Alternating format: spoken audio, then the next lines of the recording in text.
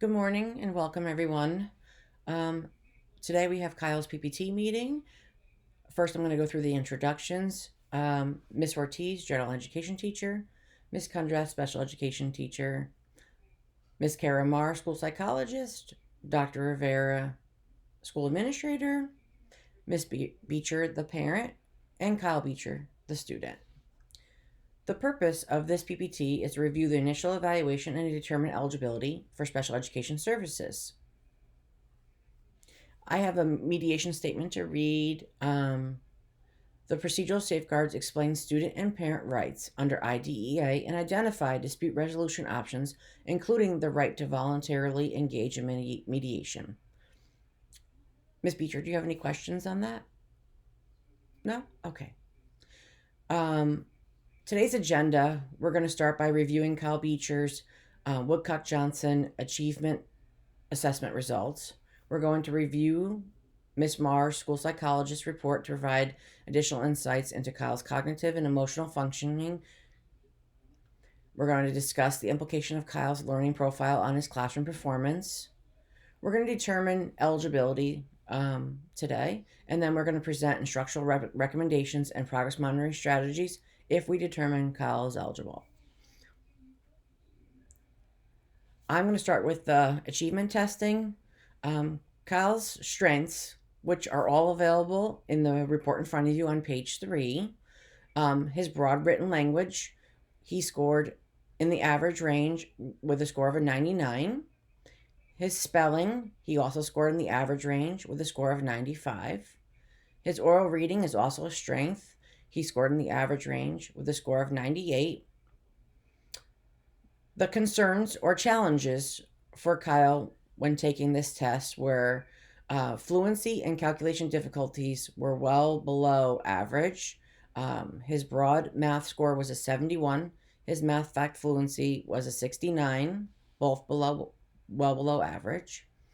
His reading comprehension and fluency, he also scored well below average. His broad reading was 77. His passage comprehension was 73. His academic fluency, he struggled as well. He had slower performance on timed tasks, well below average. His academic fluency score was a 78.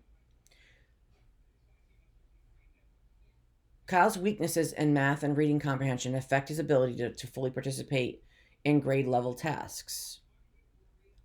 My present instructional recommendations for Kyle would be explicit math instruction, which would include small group focus on basic calculations and fluency using manipulatives and repetitive practice.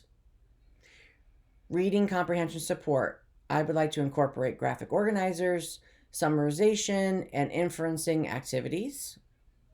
My third recommendation is fluency practice. I would incorporate timed reading and math drills to increase speed and accuracy. Assistive technology will be helpful for Kyle, using text-to-speech and writing software to enhance his comprehension and expression.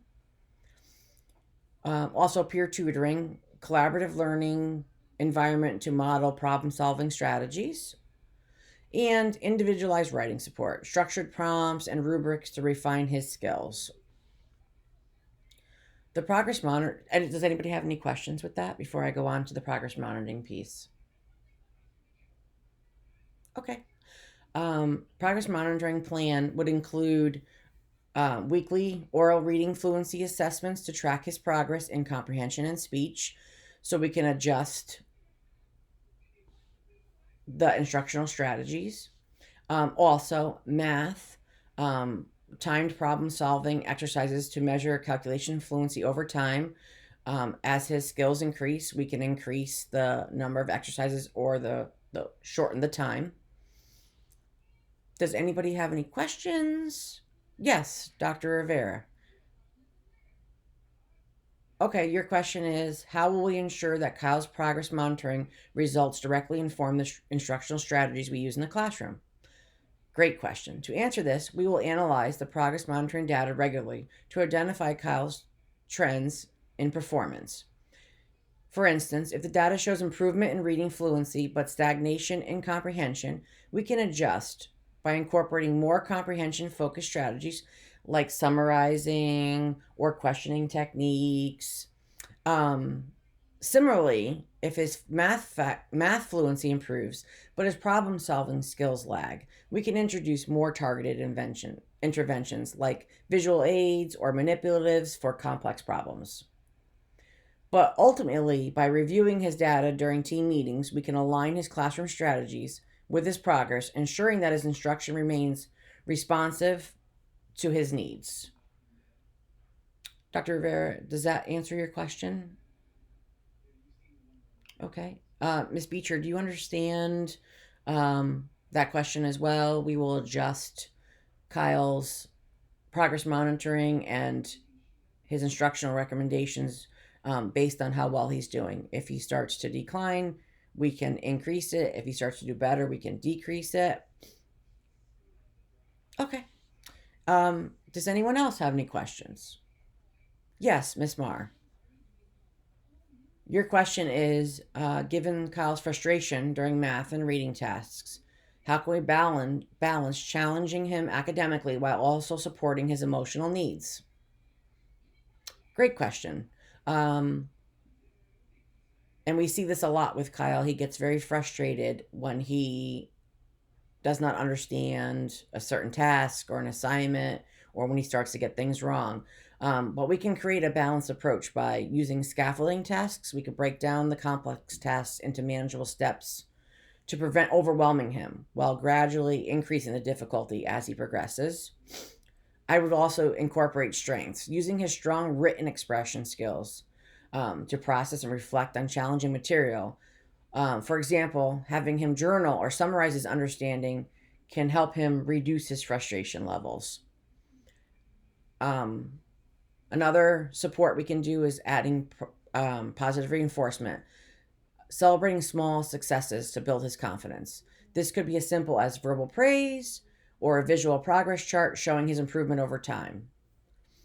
Um, Also, with your help, Miss Marr, we can embed some social emotional learning, um, pair academic support with strategies to manage frustration, such as teaching him how to use self regulation techniques like deep breathing or requesting breaks.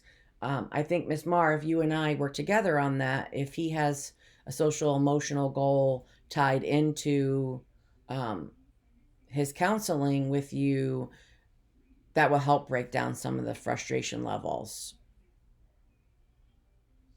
Oh, thank you, Miss Marr. Yes, it sounds like a great plan. Any other questions? Miss Beecher, do you have any questions? Kyle, do you have any questions? Are you understanding what we're talking about here today? That all this stuff is meant to help you succeed here at school and to keep you less frustrated and more on task? Okay, great. Um, if no other questions, I'm going to pass this along to Miss Marr, the school psychologist, who will now review her evaluation on Kyle and report her findings. Thank you, Miss Marr. Go ahead.